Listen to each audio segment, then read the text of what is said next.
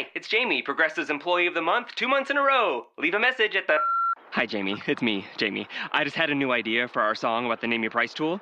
So when it's like, tell us what you want to pay, hey, hey, hey, and the trombone goes, blah, blah, blah, and you say, we'll help you find coverage options to fit your budget. Then we just all do finger snaps while a choir goes, savings coming at ya, savings coming at ya. Yes? No? Maybe? Anyway, see your practice tonight. I got new lyrics for the rap break. Progressive Casualty Insurance Company and Affiliates. Price and coverage match limited by state law.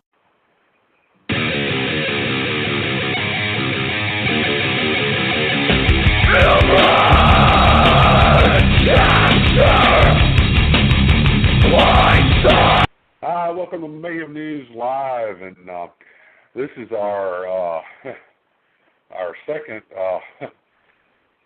try. We had some technical difficulties, and I want to thank Jesse for helping us that out. So yeah, we kind of got that took care of now. So we're going to do a full 30-minute show. Since we're going to act like that other show that happened, that was in Bizarro World. And, yeah. So, can everybody hear me? I can hear you just fine. Yeah, I was making sure everybody was copacetic. All right. Basically, today we have Jesse, a.k.a. Werecat, a.k.a. Pouncer on Twitter. We also have Mark, a.k.a. Mark Azuma. Yes, you heard that right. Mark Azuma, get it? Yes. If you know that, we're impressed. Okay. But yeah, we basically are going to be doing some gaming news. We're going to talk about we're doing a top 10 list for console, PC, and Mark is actually going to do some Facebook games.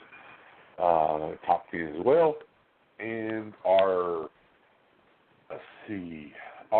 feature game for this week, we have two actually, because we didn't have one that was on PC and things, so we did two this week.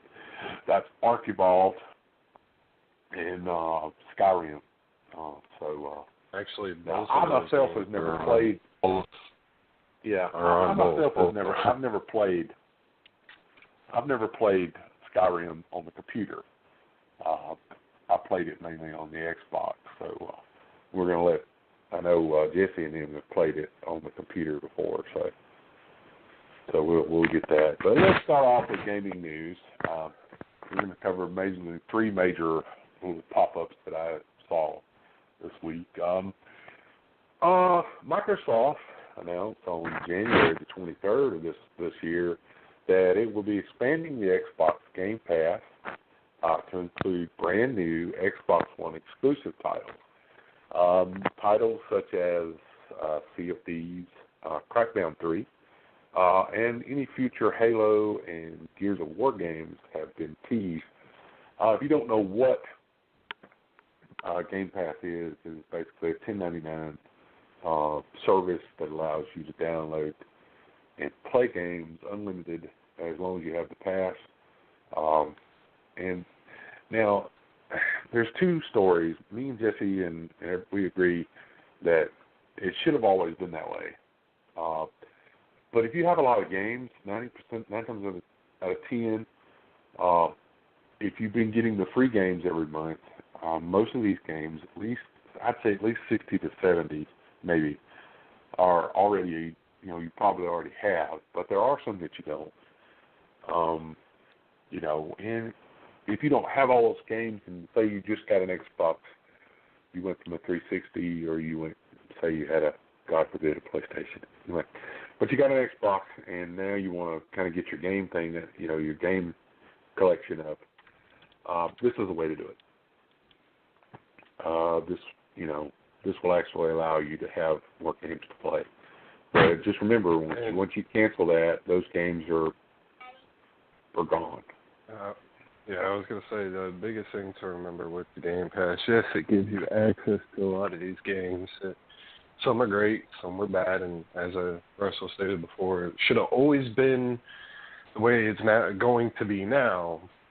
is if you do cancel, no matter if you paid for the game, if you just paid for the pass, unless you bought the game along with the pass, you're not going to have control of the game anymore. Meaning if you got the pass, you played Devil May Cry 3, you loved it, and you paid for it, then you get to have the game even when you don't have the pass. It's just if you have the pass and that's the only way you got to play it, guess what? You lost the game. Yeah. Where's the sweetie pie? But, you know, a little bit later. I think I don't get Game Pass, basically because me and Jesse game share. So anything he has, you know, we have, and right now I have so much stuff I can't play it all. So, you know, but yeah, you know, but if you're new to Xbox, by the way, if you are new to Xbox, just a little poke.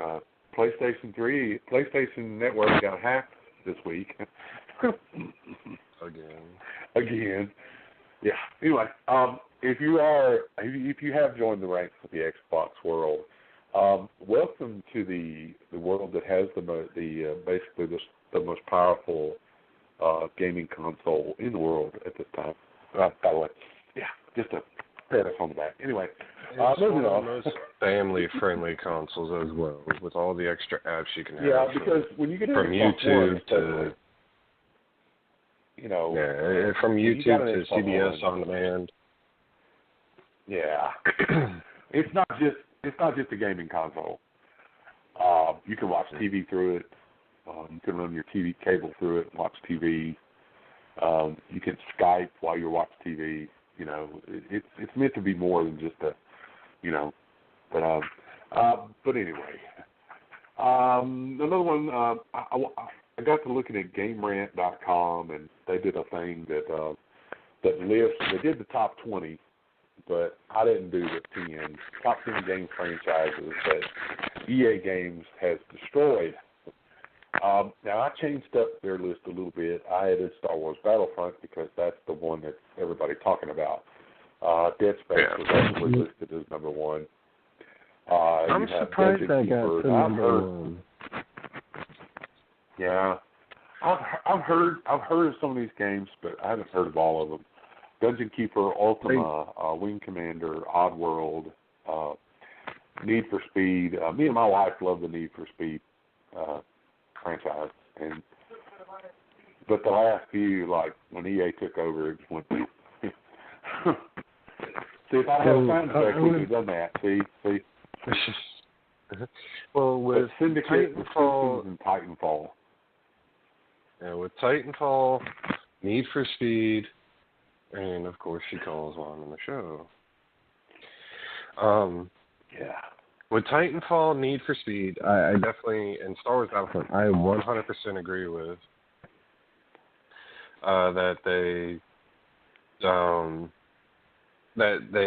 definitely screwed the pooch on. And you could ask any Star Wars follower who's played the original 2 for the original Xbox, they just demolished Star Wars Battlefront. Dead Space, I don't know. Because I don't know where they are getting that information from, because, to be honest with you, there's a cult following Dead Space, and I haven't even made it through the first one from the 360 because it's just too damn terrifying. So. Yeah, if you want to have fun, just get online with Jesse and let him be playing Dead Space. Oh, God. Oh, God. I won't never forget that. I'm sorry. See, the good thing about, Mark does a lot of, Mark does it. Now, he's consoled. I think you did like, Super Nintendo, Atari. See, yeah, I Mark got to started experience the what I would like to say, the golden age of console gaming. Where I you started gaming when I was 7 or 8 years old, when the Atari 2600 was the hottest thing on the market. I mean, I have been gaming for longer than some of our listeners have been alive.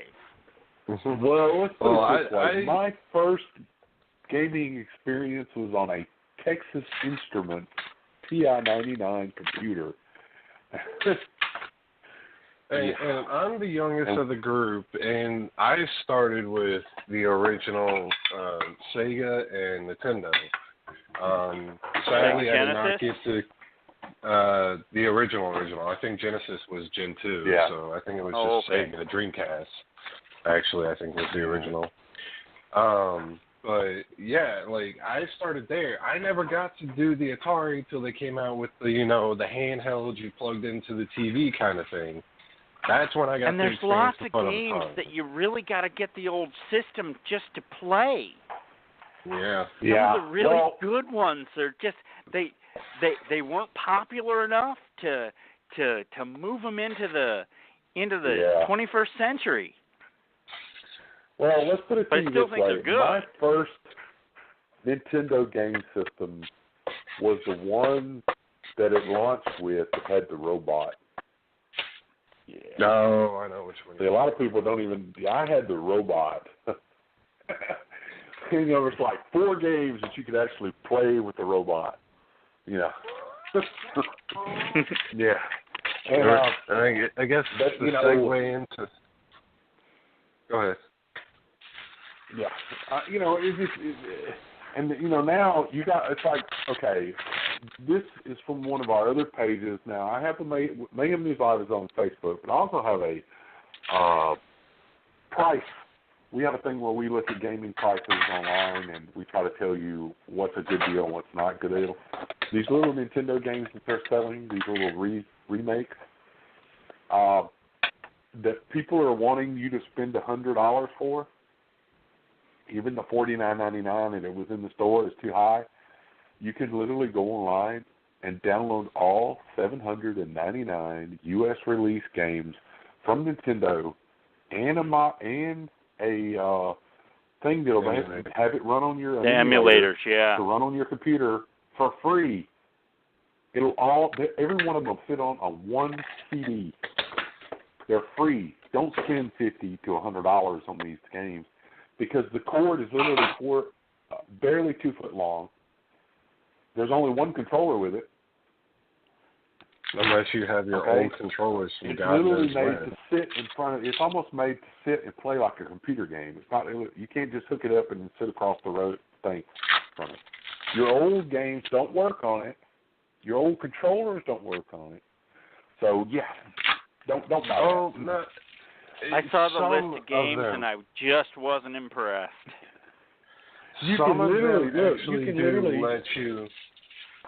Well, before you continue on, there are a couple that do allow old controllers and old game cartridges. I did spend $20 on one. I was working at Walgreens. It was on clearance, and I got my discount.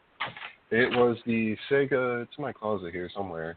I have yet to pull it out, but I bought it just because it was Sega, and it reminded me of my childhood. It's the Sega Genesis game console. It's got 80 built in. It comes with 2 wireless controllers, but it has 2 ports as well for you to plug in the old school wire controllers. Plus, if you still have some of your Sega Genesis cartridges, guess what? You can plug those in and play. So if you had Mortal Kombat still, guess what? You get to play Mortal Kombat. Now, I've got a lot of the Sonics on there, but I don't have the Mortal Kombat or any of those big titles. Yeah. So. Now, something else, too. If you're looking, and we're off a little topic, but since we're talking about gaming anyway, and gaming consoles in general, something else. If someone goes to sell you a 360, I don't care how many games it's got, okay? Because most of the games they're going to sell you can get in the $5 bin. If it has a top load hard drive, if you literally have a top load hard drive and he's trying to sell you that for $90. That game system, that Xbox 360 is over 7 years old. They don't make the 360 anymore. If he's wanting $150 for it, you can literally still go get a 360 while supplies last at some of these other. You can buy them online, brand new. if that's what you want. But know that eventually you won't be able to get online on them because they're going to cut the Xbox Live support for it, just like they did the regular Xbox. I won't. They kind of already have. Yeah. A lot of the stuff is none of the online game-based games servers as well. Like, so you got unless some it's of really, the really popular single-player stuff. Like, you got like Army of Two that was a 360 free-to-play game, which we all got excited for. But as soon as you load into it to even play the story mode with somebody else, you can't do it because the game server is down. You can only play it as a single player. We're going to move on. Back on the topic here. Going back to Nintendo. I'll let you read the statistics since you found it, Russell. That's another thing. Also, Nintendo Switch, and this is coming from the MotleyFool.com, or his name is John Ballard is the name of the person who wrote the article. He says that Nintendo Switch is becoming the fastest-selling console in history. Well, mainly because people have been begging for something to come from Nintendo for forever. You know, people died. Come on, y'all make a console. Yeah. Y'all make a console. And I'm not going to disagree with that. I do. I looked at some of the numbers. See. You know, for one thing, it's cheaper.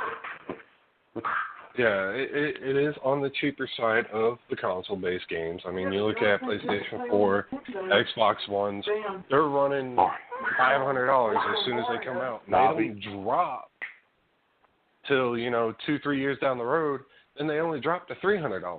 The Switch is $150 if I remember correctly, $200. But they're also bringing back some of the classic games that we grew up with. Mario Odyssey. They've revamped it to go more back towards a Super Mario world. They still got the 3D. They still got some of that nature to it. But it's the 21st century. That's what they're going to do because they got to keep it somewhat new. They got the new Zelda. Everybody that I've talked to was fairly happy. I wouldn't say they were ecstatic. They were excited and happy about it. It wasn't a letdown. From what I saw, they have brought back the Super Smash Brothers, which, again, for Nintendo, from 64 all the way up into the GameCube, that was the big game. They actually had a competitive side to it, just like you see with CSGO and all that fun stuff. My son just loved the Super Smash Brothers series. Just adored it. That was me, too. That was my childhood, was Super Smash Bros. So I do see it. If they stick to their roots and keep trying to put out stuff they know is going to sell, they're going to keep selling. Yeah. All right. Well, we are going to launch this episode, and that's what we're going to talk about for the next 10 minutes. We're going to launch our top 10, basically our top 10 gaming series, our game series. We're going to cover console. We're going to cover games on PC and Facebook. And I say 10 minutes, but it's actually going to be more like 5 because we're going to get to our Ark Evolved and Skyrim as well. But we're only going to do one game a week. So, you need to tune in next week. It'll be Wednesdays, usually around 9 o'clock. If it changes, I'll notify everybody on Twitter. And I'll do the same. For our top 10 for the Xbox One, game is World of Tanks. If you haven't played World of Tanks, you were literally in tanks from usually it's around, I would say, the World War II era. Maybe there's some of them that might be a little older than that. It's a third person. You're up above the tank. You're on major battlefields across the world.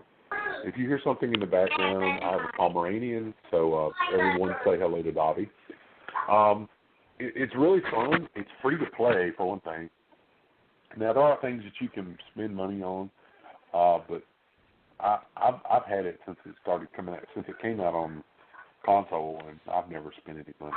And sometimes you get stuff just by playing, Yeah, and it's just a free little fun game that It doesn't take too much to play. It doesn't take too much to learn. It's a great overall, just a simple, easy game. Play a few matches and you shift to something else, or you get really into it and you go for a few hours. But our PC, World of Tanks, it's just like one of those games that are free to play. Xbox One. By the way, Mark, you can actually play World of Tanks on your computer. You can download it for free. Well, they also got World of Ships and World of Planes as well for PC. Yeah, so. But now they don't have World of Ships and Planes on console yet. But like just told me this morning that they are moving ships to mobile. So that's usually the first step before it starts to try to come to console. So that's a good thing. Our top 10 game for PC. I'll take the PC, Russell. I'll do the PC for you because I put years into that.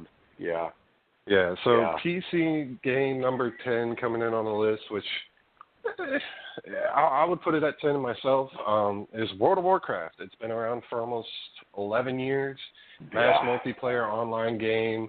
A little bit of RPG elements, not too terribly much, not as much as like Skyrim or Dungeons and Dragons if you're a tabletop game person, but it's got the minor aspects to it because it's got the class system and everything. But pretty much what it is, it's a third person.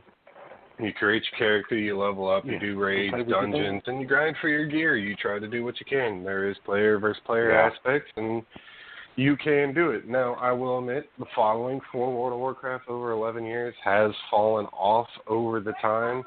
I played at the end of Vanilla into BC and played into Wrath. I dropped off during Wrath, came back in halfway through Cataclysm, fell off in Cataclysm, came back in Draenor, and fell off again and missed. So it depends on everybody's state of mind on how they like the game itself. But World of Warcraft at number 10, not a bad idea. Sadly, the only downfall to it, besides buying your expansions in the game itself, is it is a $15 a month, or you can do yearly subscriptions as well. But at number 10, it is a fun game. It will kill. You will lose time in it if you really enjoy it. If you're somebody who's just wanting something to pass time, you don't mind spending $15 a month after you purchase the game, it's a good time killer. So. All right, and Mark's going to take the Facebook top 10. We're going to start off with number 10, and that's Star Trek Alien Domain. Alien Domain. Yep. Yeah. And I'm on Facebook all the time, so if there's any games that you want me to take a look at for honorable mentions, I've already got my top 10 figured. But if you have any that you want me to review, let me know. Alien Domain is number 10 on my list. Before you get too far, Mark, that if you guys want us to look at games for PC or Xbox as well, that stands. Just like Mark said, we do have a somewhat built top 10, but if you want honorable mentions or something, leave a comment, send us a message, and we'll take a look into it for you. Yeah. Sorry, Mark, go ahead. Yeah, love the audience interaction. But Alien Domain is a pretty standard massive multiplayer online strategy game. You build up your base so that you can get resources. You use resources to build ships. The ships go out and you fight to gain levels and resources. And as you level up, you can build your base higher, which means that you can build better ships and get more resources.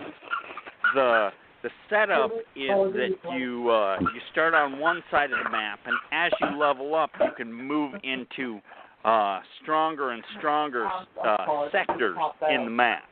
Yeah. I got about, I'd say, halfway through it.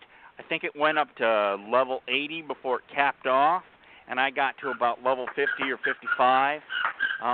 The biggest problem that I had with the game is that there isn't a whole lot of churn. They have so many servers that you just don't get a whole lot of players that come in and build ships, but then get bored and leave the ships for you to attack later.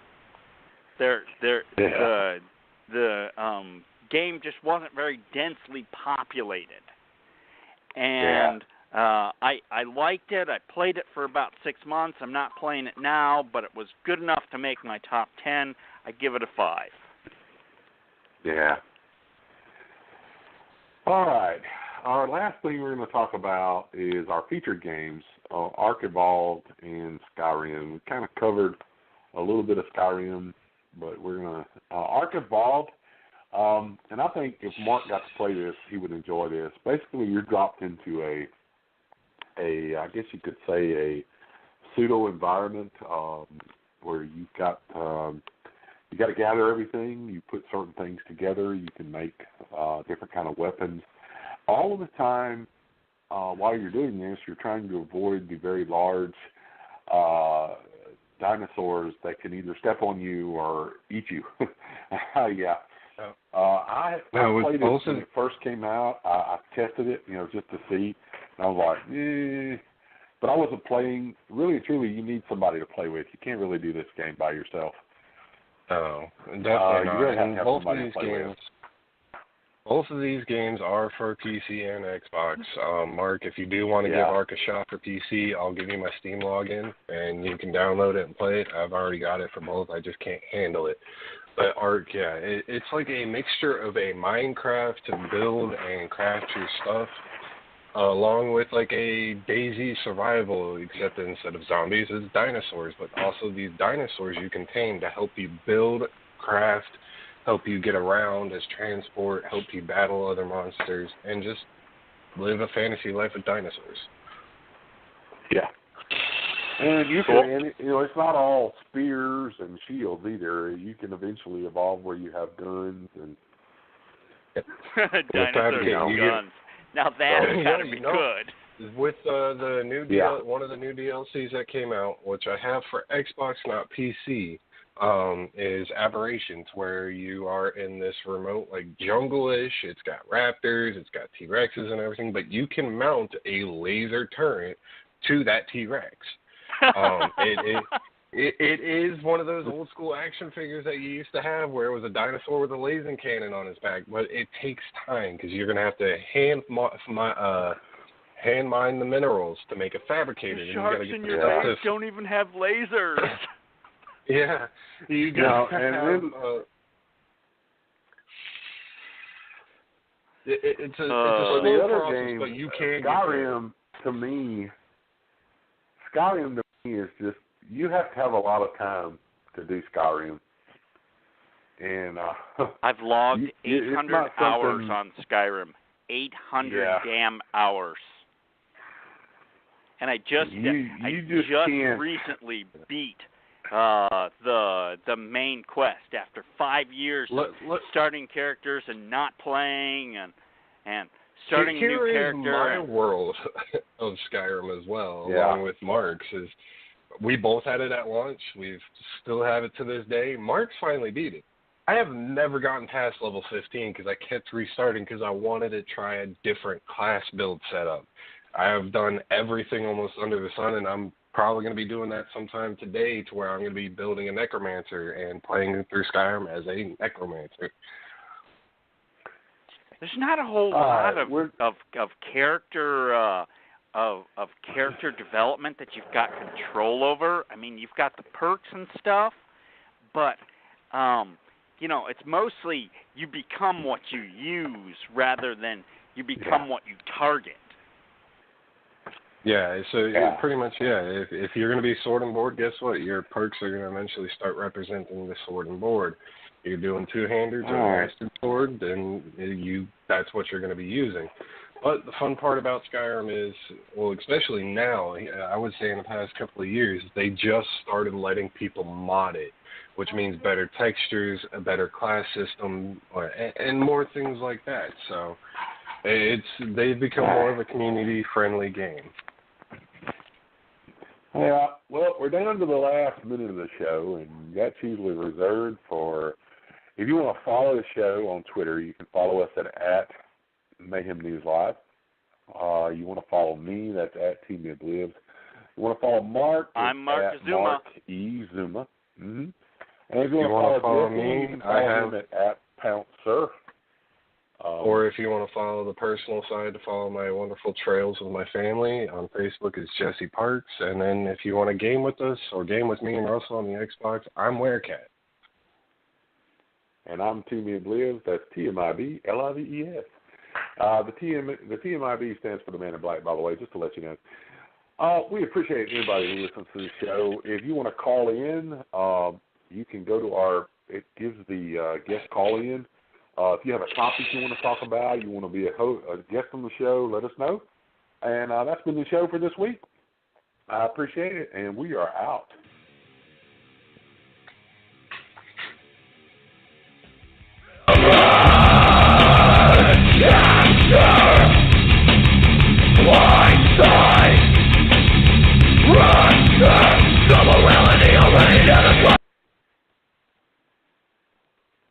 Hi, it's Jamie, Progressive's #1, #2 employee. Leave a message at the...